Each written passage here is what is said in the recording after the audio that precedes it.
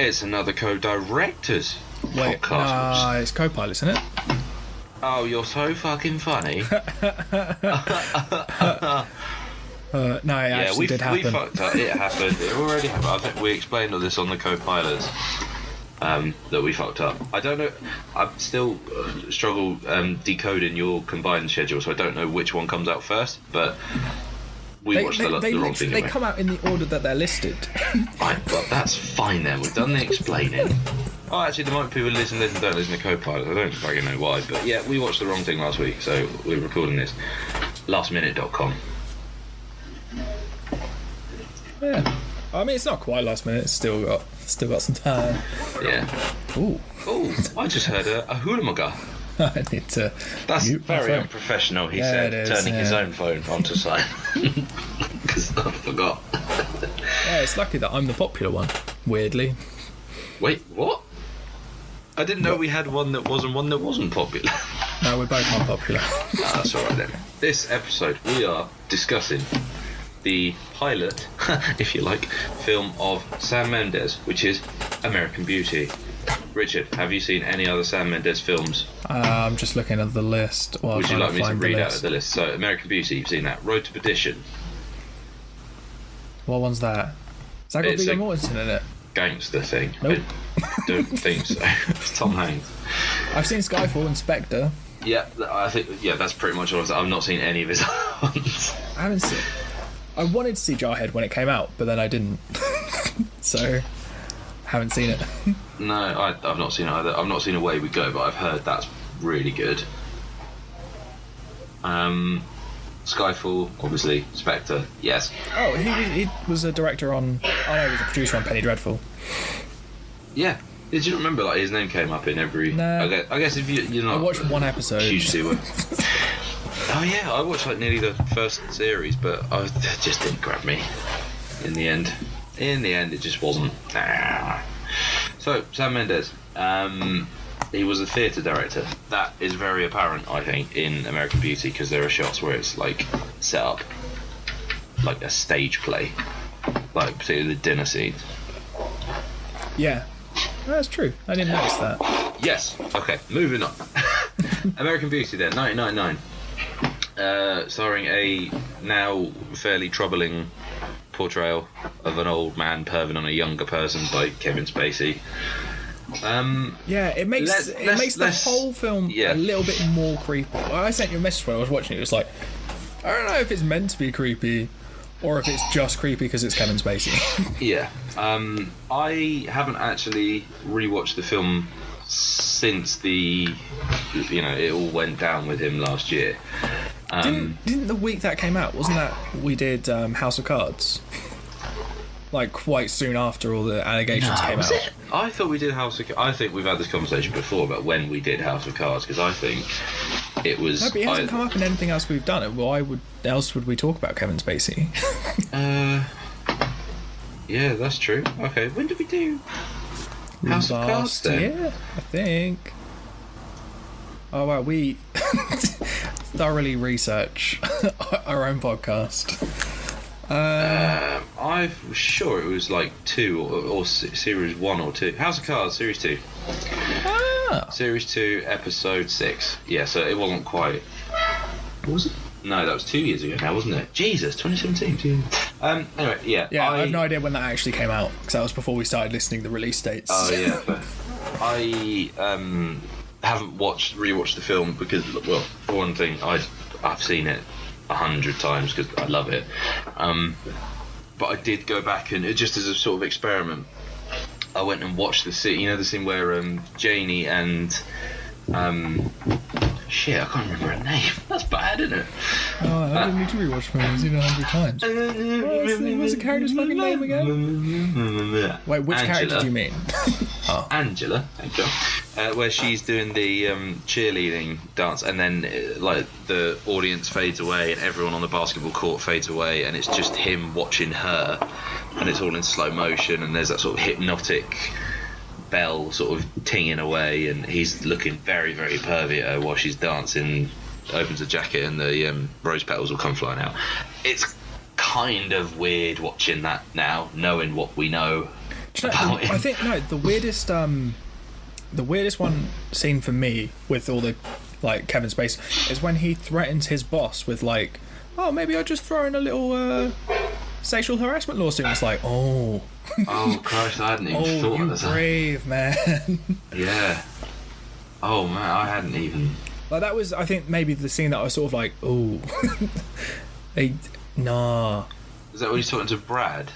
Yeah, where he's just sort of like, you, Brad, I've got 5. Yeah, or he's just like, fuck your job, and he's just like, also give me fucking loads of money, or I'll sue you for sexual harassment. It's like, oh no. Very, very tricky.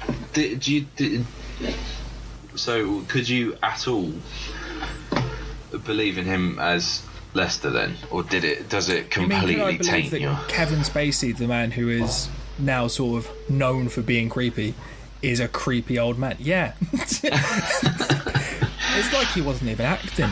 I mean, because I ended up like quite liking Lester. Like having watched it a bunch of times, I did end up quite liking it, even though he's an arsehole at times.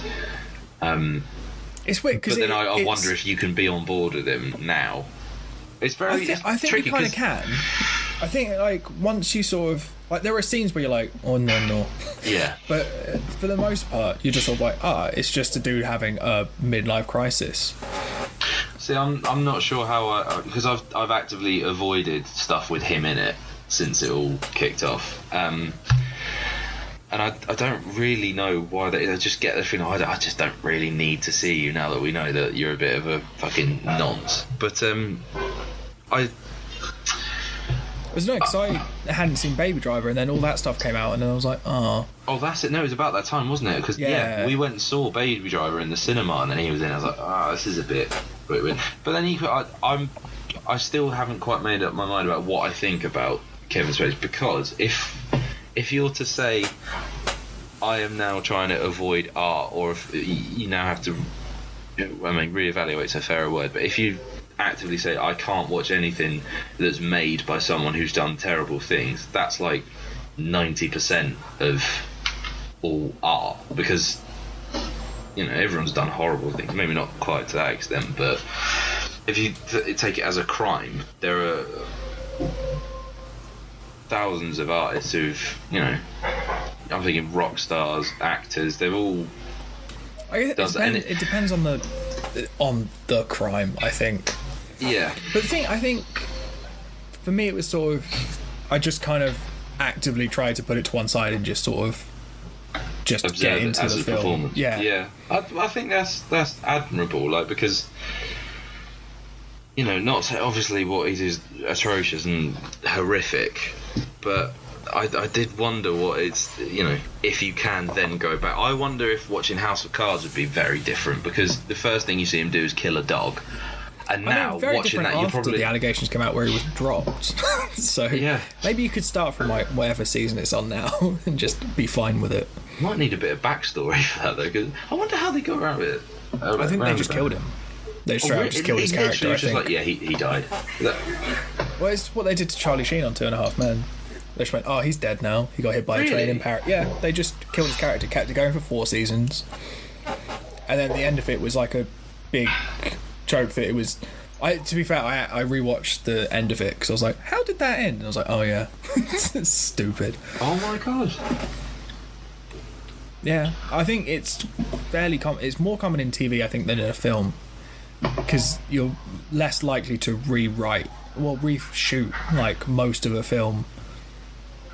Because like the Johnny Depp stuff last year, it came up around the time that they were still, I think, shooting or in post-production on Crimes of Grindelwald, and a lot of people were like, I'm going to boycott it because Johnny Depp's still in it, and they're like, well, why? They aren't going to change it. And J.K. Rowling basically just went, yeah, but continuity, so fuck you. Yeah, it was a weird one, because she's on Twitter always championing good causes and, arguing political debates and that, and then she comes up defending him. I'm like, I don't know. But I think because they're still... I think with Johnny Depp, it's still allegation. I mean, I don't know. I haven't really read that much into it because I just don't care about Johnny Depp. I think I heard on Joe Rogan that there's a video of him like beating Amber Heard up or something, which that's kind of damning. That's pretty damning, yeah. But did you know about him? We are straying far away from American Beauty here, but I think it's a relevant conversation about when actors do terrible things. Yeah. Johnny Depp had a film that was. I think it was literally like a month away from being released, in which he played a detective looking into the Biggie and Tupac murders, and then a month before it got released, it just disappeared, and there's been nothing about it since. That's interesting. It literally just came and say, "Oh, it's been shelved," and you're like, "What the fuck happened there?" And then there's a lot of people like, "Oh, is it because of Johnny Depp, or is it because someone who knows something about the Biggie and Tupac murders has got in touch and said, if you do something, I can do something to you?" Maybe it's both. Maybe Johnny Depp was a good excuse. Maybe. Hold up. Maybe it's a Christopher Nolan film. Johnny Depp killed Tupac. Whoa! Anyway, so American Beauty. Oh yeah, that, yeah. It's American Beauty is the story of Lester. At the start, you see his state, his city, his town, his street, his house. The camera zooms in all the time. He says, by the time... it starts off with... I am dead. He says, if you're hearing this or something, I am dead. No, I think it starts off with his daughter... Janie. With right at the start. With the camera, like, with her boyfriend being like, do you want me to kill him for you? I was like, ooh, he's gonna get killed. So you think it starts as one type of movie, and then I think it completely subverts that, and okay, the end result might be the same, that Lester does end up dead, but you know that from the outside, because the next scene is him saying, this is 1 year to the day that before I die, or something. Yeah, something along those lines, where it's just like, by the time you're seeing this, I'm dead. I'm dead. And it was really, it's almost quite brave to sort of up front just go, yeah, no, this is how the story ends, but really it's worth sticking around to see why. Now this hat here, I can put my film studies hat on here. Billy Wilder in 1950 made a film called Sunset Boulevard, and in that, it famously, the narrator of that film at the end of the film dies. So I think he's borrowing slightly from Sam Mendes is borrowing slightly from Billy Wilder there, with having a dead narrator, which is almost an unreliable narrator, which we know we're big fans of here. Yeah. Oh, that reminds me, I still need to watch more of The Affair, because the double unreliable narrator was incredible. But then it seems like it's mostly just, on its basic level, very much just a story of obsession. Like Lester's obsession with just banging this young girl.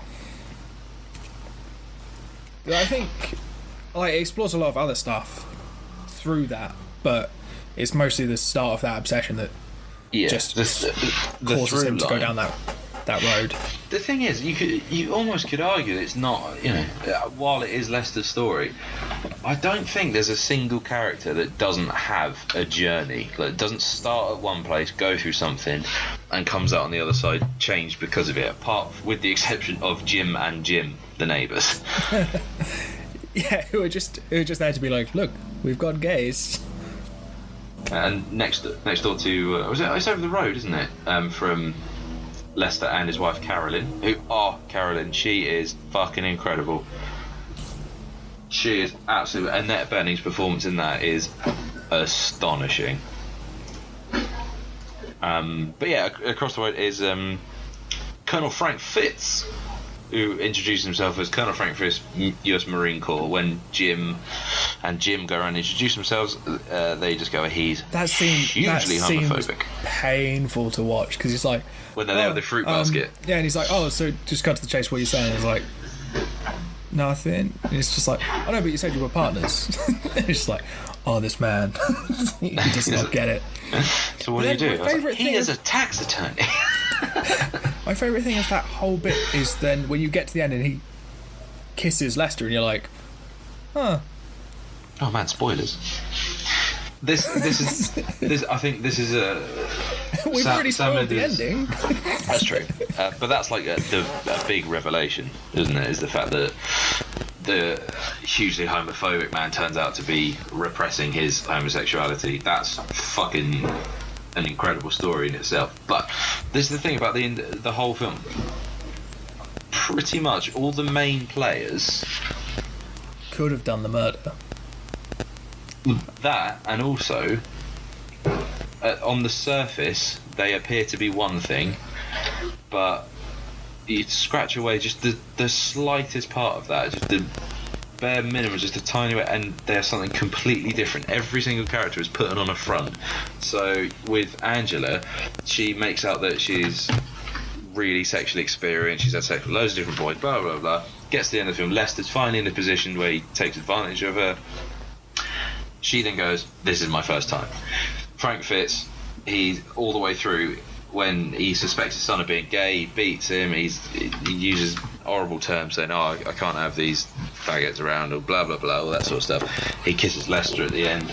Annette Bening, she's like, "Oh, I'm super strong and everything," but the scene where she is trying to sell the house and she can't, and she's just in that living room, and she starts crying and then begins hitting herself. It's fucking incredible. But it's just, and even with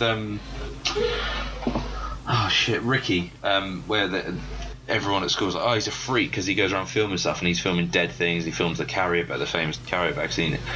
He's like, "Oh, he's clearly the school freak," when actually he's probably one of the more socially switched on people, and he's got to care for his very ill mother. And it just, I think this film is very much about people trying to put on a facade. It's like the white picket fence and the nice car and the flash.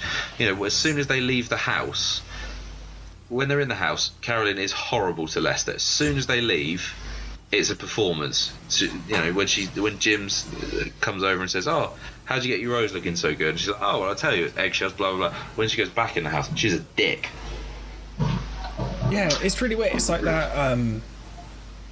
Just a facade of just like that, what you would expect the movie's sort of lifestyle of Americans to be. Yeah, it's you know, presenting this American dream and this American how perfect beauty. How perfect it all appears to be, but you know, under this very thin veil, no one's. It's all you. Well, I mean, you could look at it. You know, it could be allegorical for these days for Instagram. You know, no one's life is as good as they put on Instagram. No one is constantly, you know, going to the cinema, having a nice dinner out, getting a dog.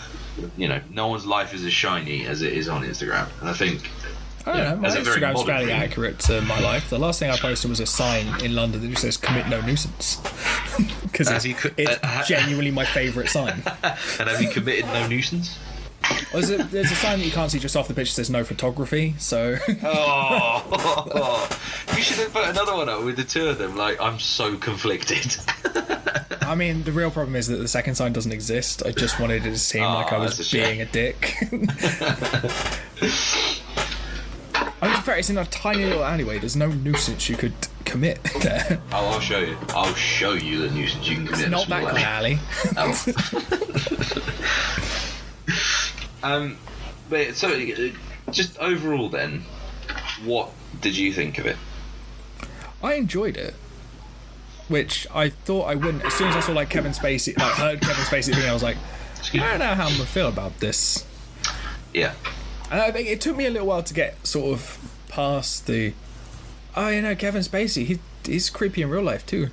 I suppose that's sort of exacerbated by the fact that the scene that we discussed previously, where he's like, you know, almost in like a weird state of zen, just watching her. It's very early on in the film, so I imagine it's quite, you know, it's quite tricky to get over that. And then you got the other fantasy sequences where she appears to be on the ceiling above him, and then he walks through into the bath and she's there with the all the rose petals.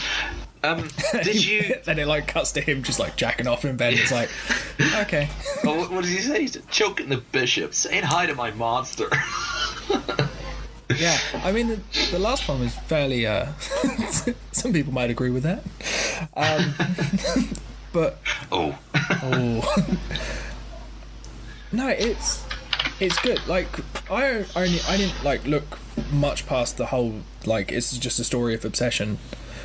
Especially, I felt especially like halfway through, most characters are obsessed with something. Like Angela's obsessed with how the family unit appears and the house appears and the stuff. That Carolyn, you mean? Yep. Which one's? And yeah, Angela's obsessed with something similar. Essentially, she just wants to be liked. Yeah. Like, she wants people to obsess over her, like Lester does. She enjoys the attention of it, but then if when it comes down to the actual that sort of no follow through, which is good. Like, I think she did the right thing, and Lester did the right thing too in the end. But then it was like the last good thing he did, because it was like that snapped him out of it, but it was very brief before he was shot in the back of the head. Yeah. But what I like is that it gives you so many characters who could have done it. It's almost, but to me, the thing is about the murder is it's almost ineffectual. It's almost extra. I didn't feel like I needed to know who did it, because I think the story of each character being something other than what they present themselves to be, that's more the plot and the development of the story for me is the changing in character. Is the fact that there is a murder, it's almost secondary. Yeah, and the thing because it doesn't tell you who did it, which is good, because then you can decide your own conclusion of like, oh, I think it was probably the gay Nazi living next door. I mean, if we're pointing fingers, has a lot of guns. He was trained how to use them, and he's got a Nazi plate. And also, he kissed the dude, and probably doesn't want anyone to find out about that. Yeah. Or it could have been the wife. You were thinking about it. He could have quite easily have turned the gun on himself, couldn't he? It's the same result. I suppose, unless then Lester tells the story. Hey, guess what? Guess what? He kissed me and then shot himself. He's like, I have that effect on people. Colours. Talk to me about colours. Did you notice anything about colours at all? Does anything, if I say the word colour, does anything pop into your mind? Roses. Yes, correct. Red. In almost every shot inside the house, there are roses. And half the time they're inside Angela's clothes. She's waiting surrounded to be by freed. So this is the thing, right? So this is a little bit of just a quicker visual analysis of the text. You could consider the fact that when he fantasizes about Angela, the rose petals are all free and flying loose and floaty and away from when they're in the presence of Carolyn, or in the house that he perceives himself to be trapped in, the roses are all complete and put together, so a bit more constricted. So there's a little visual metaphor there. Also, the red, it sort of symbolises each character's arc, if you like. So with Lester, the red is as he becomes more confident, regains his individuality, as he lusts after Angela, there's more and more red in his life, in his work, that appear on the screen with him. With Carolyn,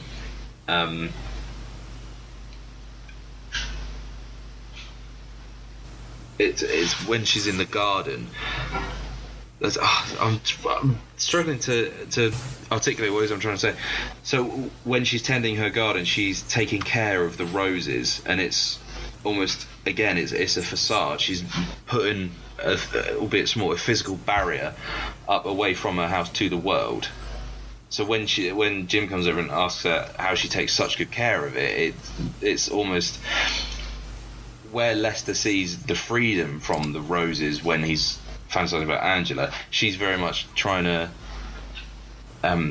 maintain that barrier. Do you see what I'm saying? Yeah, I know what you mean. I think. Honestly, I kind of thought it was going to be like the colour thing from Breaking Bad, where every character has their own colour and slowly accumulates them as he kills people. Yeah. Or just ruins their life. It's not dissimilar. Yeah. Also, what I found weird is that as soon as Lester finds out that he is in with a shot of banging this young girl, he essentially just kind of regresses to what you would expect someone to be like as a teenager. Go on. Like, he is just there smoking loads of weed. I mean, working out, and like then he quits his normal grown-up job and goes back to like flipping burgers, like, which is very traditionally like a teenager job in America, more so, I think. That's actually a really good point, because when you then think about the end of the film, when he's reminiscing about Carolyn, how much fun they used to have, and he's seeing them at the fun fair. That's another teenager. So he's regressing to a point where he was happier, and I think he was happiest just before he met Carolyn. Yeah, seems like it. But then he has like the flash, and then it's like the flash, like his life flashing before his eyes. Almost seemed like everything, like the stuff that it focused mostly on, seemed like it was the stuff between being a teenager and meeting Angela for the first time. Carolyn. No, no, you did mean Angela. I did mean Angela at that time. Like, because he sort of focuses on the whole like the family, and he sort of like looked like he was ready to sort of go back to that, and then bang. Yeah. Not so much. No, that's a really good point. I'd not actually thought about it as his regression, rather than I was sort of was a freedom from his own repression and. Yeah, I mean, to be fair, it could be non-conformity. Those two things could be the same thing. Yeah, completely. Because it could be going I'm going to regress. Well, no, I want to be free of this. But the last time that I didn't have all this responsibility was when I was a teenager, so I'll go do that shit and then work my way up to probably just being a drug dealer. Yeah. But yeah, no, this film was my mum's favourite film for a long time. I don't know if it still is, because I don't know how she was about the whole Kevin Spacey thing. But when I was just starting to get into like realising that you can watch films in a way that's looking at the subtext rather than just the text or the surtext, she said, you need to watch this. And I was probably a little bit too young to understand it fully the first time, but then I watched it again and again and again, and the trouble is when I was at uni, I was having a conversation with my lecturers, and they were after examples of what a perfect film is, and I said, I don't think American Beauty is perfect, I think it's immaculate, because how satisfying I find it to have all these characters go through these different arcs, and what it was saying about the American dream, and how you sort of almost live two lives. You got the one you present to the world, and you live at home, that sort of stuff.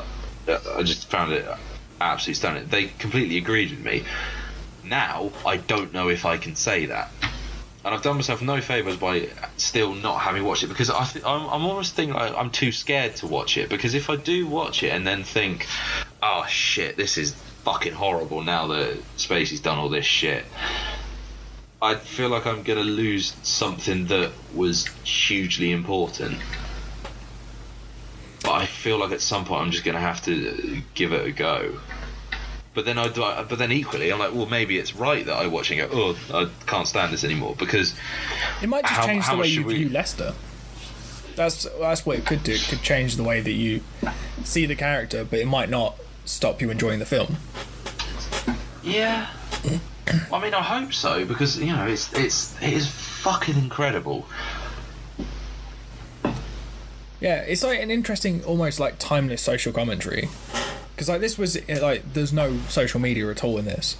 No. But you can easily just sort of go, you could update this film by just adding some camera phones in. Well, equally, you could, have it set in the 50s. There's nothing really that ties it down, other than the fact that, he goes over to borrow some videos from Ricky, and one of them's Reanimator. That's the only real thing that dates it, I guess. Is the technology of the time. Yeah. But what was weird is that I found this like having like been talking to you, I was like, oh no, I've just realised there's not a link, but like thematically it's not hugely dissimilar to the main theme of like Marvelous Miss Maisel, where she's just like breaking free and like just doing the shit that she wants to do, and he's doing the same but creepier, and she's doing it with funny. I think with Miss Maisel, with Midge's husband, I think the environment she's leaving, the relationship she's leaving, it's nowhere near as bad as Lester and Carolyn's, or at least what I've seen. I've still only seen the pilot. Oh my god! Sort your life out. I guess think about if Midge had stayed with him, then they could have ended up in that situation where just everyone hated everyone, because that's kind of where it got to. I want to watch Marvelous Mrs. Maisel again. American Beauty. Go and watch Marvelous Mrs. Maisel. Yeah. Okay. Cool. I mean, I enjoyed it. Yeah. I mean, I think at one point when I was, involved more in, understanding the language of film when I was studying it, I think I could have written a whole book about American Beauty at some point, but I feel like certain critical skills have departed because they've not been, exercised. Yeah, not so much. So just that's like the rest of you. Hey! Very good. Very good. Jolly good. I told you about my... Oh, yeah, I did, didn't I? But yeah, no, I will go back and watch it at some point, I think. I'm just scared that it's going to change it. But at some point I'm going to have to bite the bullet and... just like Lester did. Just like Lester did. He kind of smacked it with the back of his head. Yeah, he put his head against the bullet, the back of his head against the bullet really fucking quickly. Our next co-directors episode then. Oh boy, oh boy, oh boy. You wanted some happiness. You want some happy films. This one is genuinely one of the happiest films you could ever see.